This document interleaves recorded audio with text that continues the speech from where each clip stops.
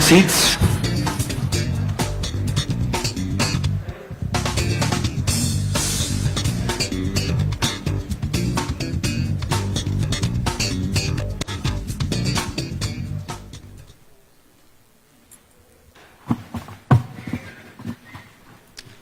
Well, welcome everyone. Thanks so much for being here. Good morning to you.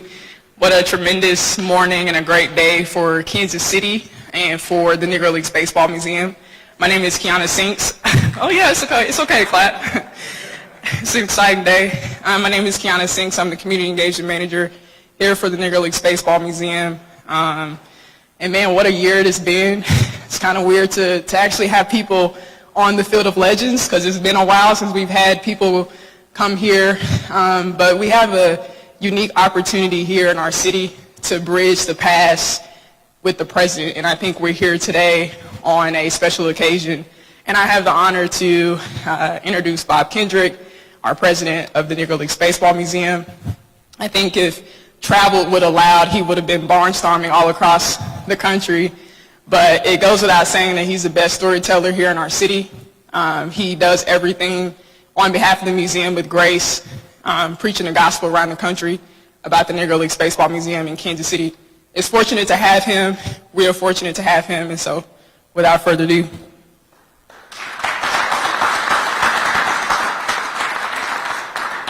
Thank you, Kiana, and good morning to all of you, and she's absolutely right. I echo the sentiment. What an incredible morning. What a great day for both Kansas Cities, Kansas City, Missouri, and Kansas City, Kansas, with the news that we're about to share with you all today. It was almost 101 years ago when a diminutive white man from Algona, Iowa, brought his charter Kansas City Monarchs as one of the original 8 Negro League franchises, James Leslie Wilkinson. And initially, Rube Foster, who formed the Negro Leagues here in Kansas City, right around the corner from where we operate, February 13, 1920, he really did not want any white ownership. He was really opposed to it. But he kept hearing all of these great things about James Leslie Wilkinson, who was a 2,000 man in the 1900s. We talk about folks who don't see color. Well, J.L. Wilkinson literally did not see color. He built his entire living in black baseball, and he would bring his charter Kansas City Monarchs as one of the original 8 franchises that started the Negro National League in 1920. They would become one of the greatest baseball franchises not only in black baseball history, but in baseball history. One losing season in their almost 40-year existence in the Negro Leagues. So Mark, you see where the pressure is. Yeah, the pressure's on now, man. Yeah, no, one losing season in their almost 40-year existence in the Negro Leagues. They sent more players to the major leagues than any other Negro League franchise. They were a model organization. There are those who will say that the Kansas City Monarchs were the New York Yankees of the Negro Leagues. There are others who will say that the New York Yankees were the Kansas City Monarchs of the major leagues. They were that consistently good, but just as importantly, they were entrenched in this community. The people in this community loved the Kansas City Monarchs. And there was once a saying that said the Kansas City Monarchs were the talk of the town all over the world because J.L. Wilkinson had them on the road consistently, and they drew fans everywhere they went. So today we are so proud to team with formerly the Kansas City T-Bones to rebrand this new organization as the great Kansas City Monarchs.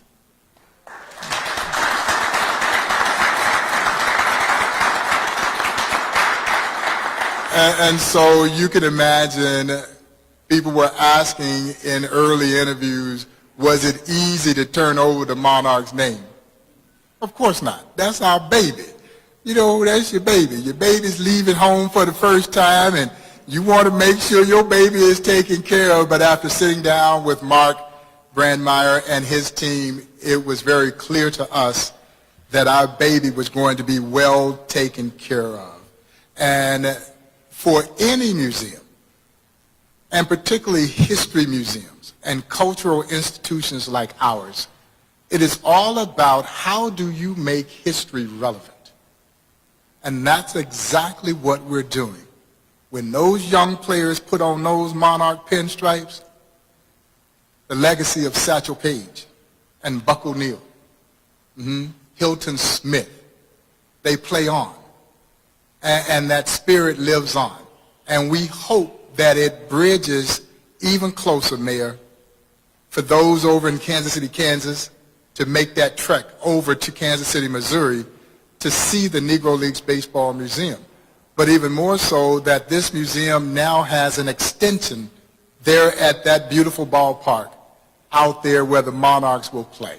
So we are thrilled about everything that took place to get this partnership, the support that it will generate for the museum, a legion of fans that I think will follow as a result of this alliance.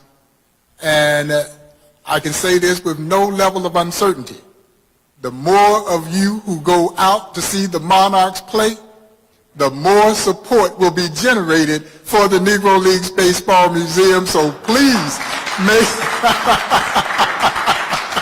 make sure you get your tickets and go out and support the Monarchs because they will be playing again.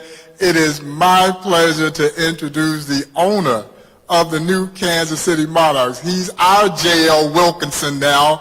And I tell you what, he is an amazing businessman. He has also been entrenched in this community in so many different ways, supporting so many different organizations, and we're thrilled to have him as a part of the Negro Leagues Baseball Museum family. Please welcome my friend, Mr. Mark Brandmeier.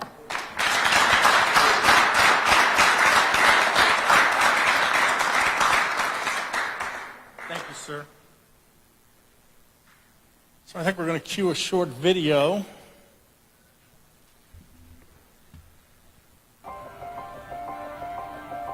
Bullet Rogan, Jose Mendez, Cool Papa Bell, Willard Brown, Andy Cooper, Hilton Smith, Turkey Stearns, Connie Johnson, Satchel Paige, Jackie Robinson, Ernie Banks, Buck O'Neill, ball players, each of them, each among the best of their time.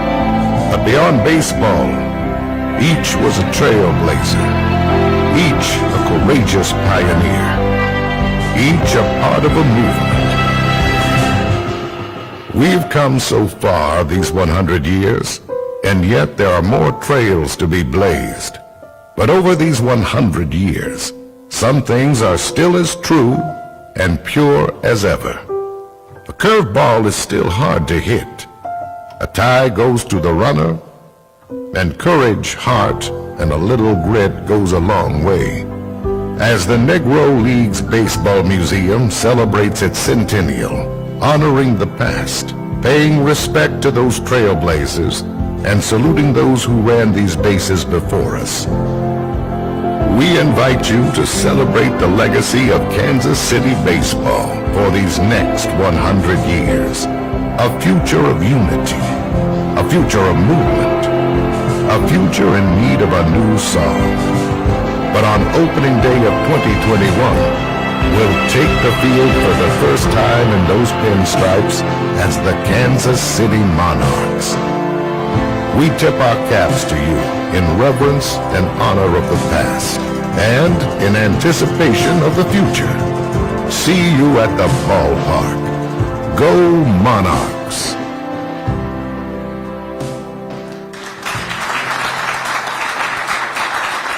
Thank you very much. I'm going to ask Bob to come up one more time. Got a little surprise.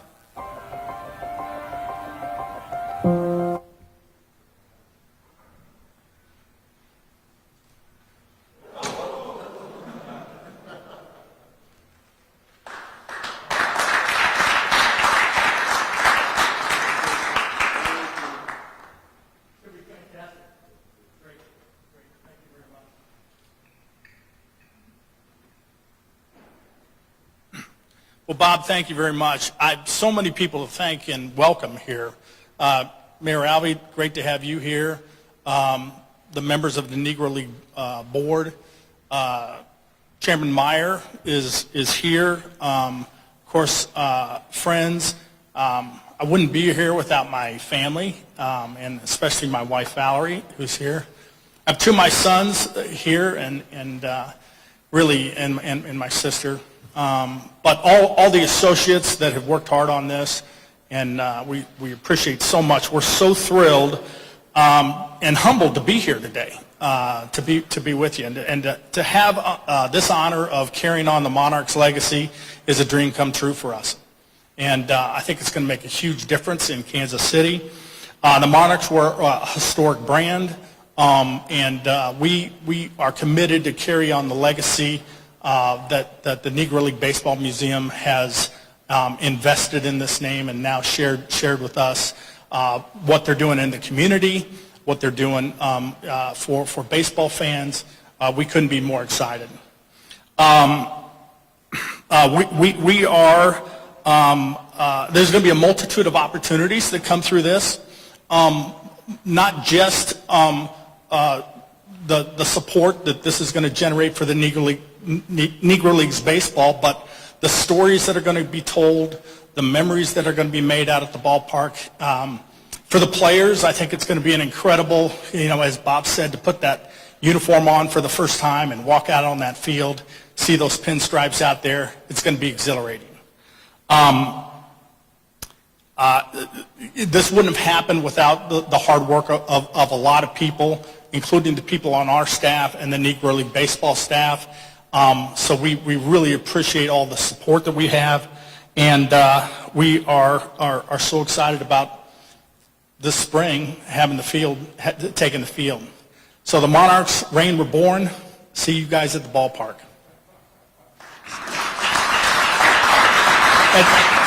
At this point, I want to bring up Stuart Meyer. He is the chair of the Negro League Baseball Museum Board, and he was instrumental in helping get this accomplished.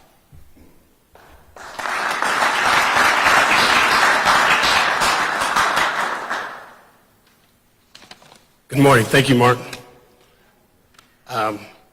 As Mark said, I'm the chairman of the board of the Negro Leagues Baseball Museum Board, and on behalf of the board, I want to welcome you to the museum and appreciate you for joining us for this special occasion. At this time, I'd like to recognize the board members that are here. If you would stand up, please, all the board members.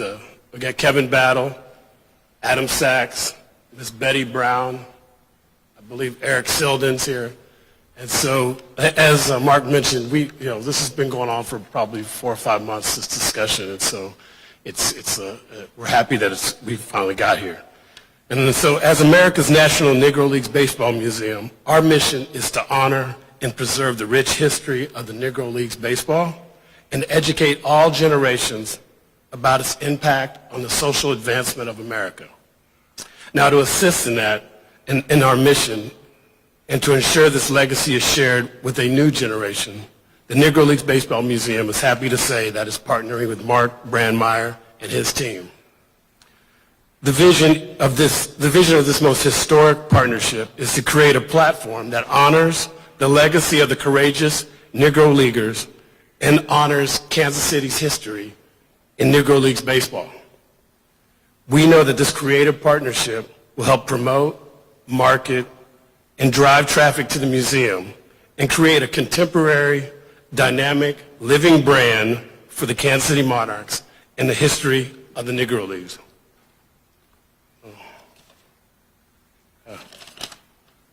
We also know that this is just the beginning. Thank you, Mark, and your team for this amazing opportunity. As chair of the Negro League Baseball Museum Board for the past 8 years, we've worked tirelessly to create opportunities for increased engagement from the business community of Greater Kansas City.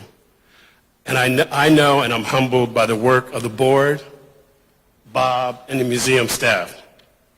So along with everyone here, we hope that this platform educates, inspires people, and demonstrates the importance of diversity, inclusion, respect, and tolerance for future generations.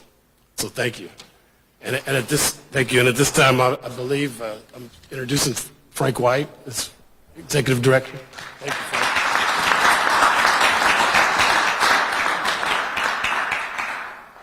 Good morning, everybody. Since I'm responsible for telling people to wear masks and not take them off, I think I will have to keep mine on through this program.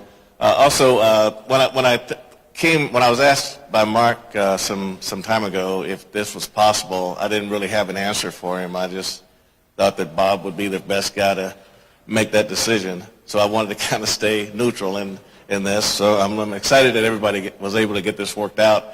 You know, when I think about all the Negro League players I've met over the years, I can only think about Satchel Paige, where I grew up 3 blocks from Satchel Paige and went to school with his kids, and then also Hilton Smith was my last amateur baseball coach before I tried out for the Royals. And so when I think about across the street at the Lincoln Building, when I sat at the same table with a handful of Negro League players discussing building this building, and this was their dream. And when I think about Slick Surratt and Buck O'Neill, Connie Johnson, Ulysses Holloman, Willie Smallwood, and Jess Williams, all these guys were on board with getting this museum built.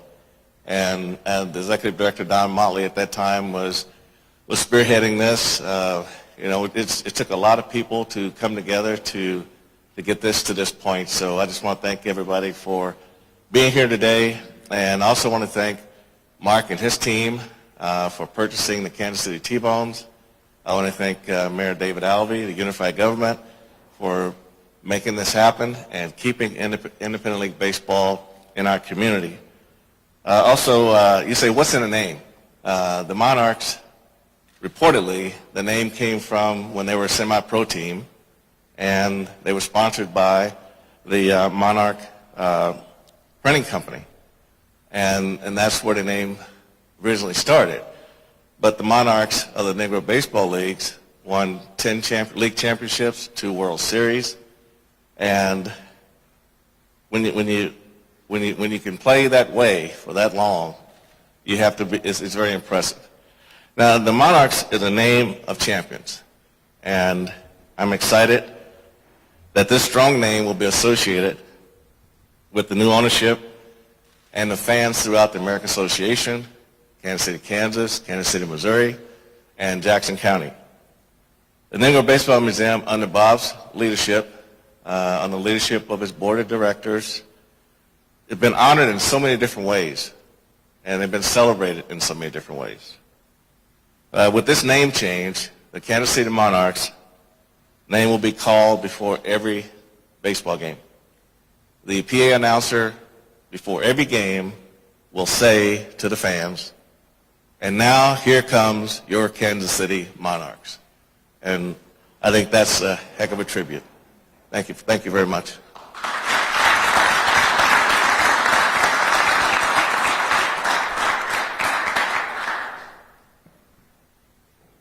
Well, thank you. And this is not my jurisdiction, Frank, so I'm taking it off. No pictures, please. I don't want that on social media. But, this is as close as I would ever get to a field of dreams as a baseball player. If it was possible to have a negative batting average, that would have been mine. My dad loved baseball growing up. He grew up what was the farm in Wyandotte County. And whenever they had a chance, he and his 5 brothers and the other kids would go out to a little ball field that's still there and do a pickup game among all the kids in the neighborhood in the area. So my father managed my brother's team, and I was an excellent bat boy. So I just will make that, if there's a place for a bat boy on the field of dreams, that would be mine. But this is truly an exciting day for baseball across the region. The partnership between the Negro Leagues Baseball Museum and Max Fun Entertainment is a boon for so many people in so many ways. It's going to bring more people out to the ballpark. It will provide resources for more kids to get out onto a ball field and enjoy the thrill of getting a hit or throwing someone out at home plate. It will mean more folks from both Kansas Cities and really from the region and in ballparks across the Baseball Association to learn about the impact of the Negro Leagues and of these amazing players who gave so much to advance baseball, just the professionalism of baseball, the quality of play, but also justice and equality for all.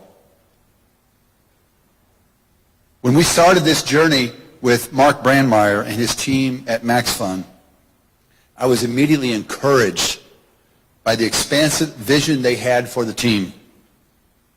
No one saw that this journey would take us through a worldwide pandemic. No one could foresee that we would have to postpone the beginning of this new team.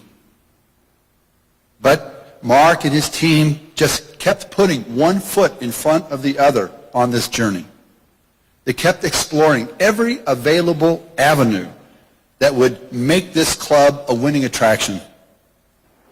So when Mark first introduced to me the possibility that they would adopt the name Monarchs, I was so grateful for the game plan that they had put together and for their follow-through. Mr. Kendrick and members of the Negro Leagues Baseball Museum Board of Directors, thank you for your continued work. Thank you for continuing to raise up the lives, the joy, the stories, the professionalism of so many great athletes over the decades who were deprived of an opportunity to shine for all, perhaps, because they were not able to be part of the regular national leagues. But they showed by their hard work, by their professionalism, by their athletic ability, that in many ways they were superior because they had to overcome even greater adversity to attain what they attained. So thank you for continuing to bring that forward for all to see. I am so looking forward to the displays that will be at our stadium. I'm looking forward to the traveling exhibit that is going to go out to the ballparks across this association. These stories are so important. Just the few stories that Mr. Kendrick shared when I came in today and what he shared today, those stories have to be told. Those lives must continue to be celebrated. We need that to sustain us on our journey. So in Kansas City, Kansas, we are honored to be a part of your efforts to celebrate the glory of these athletes, and we are honored and humbled that a team will take the field wearing a Monarchs jersey, and we will cherish that name as a sacred trust. Thank you.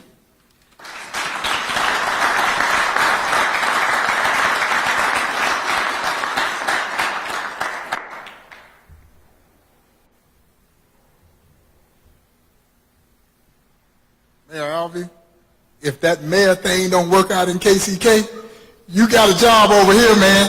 You got a job over here. We will welcome. That was beautiful. Thank you so much. And I do. We all echo that sentiment of bridging the two Kansas cities now and under the spirit, the winning spirit of the Negro Leagues. And I wanted to also announce the fact that Mayor Quentin Lucas, the great mayor of Kansas City, got stuck in Washington, D.C. at the inauguration and sends his apologies for not being able to be here in attendance, but he too also strongly endorses this partnership that we forged to have the Monarchs playing again. And so at this time, we, Mark, any of us are available to answer any questions that members of the media might have relative to this exciting and historic partnership. Any questions?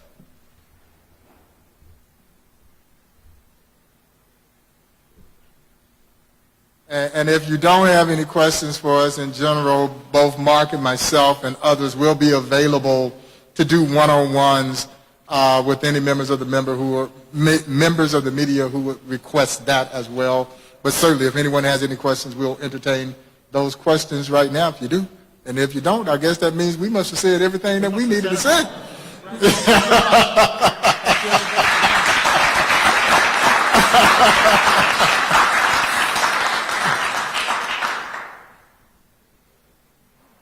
Well, fantastic, y'all. Thank you all so much for coming out and supporting this historic event, and we will see you at the ballpark.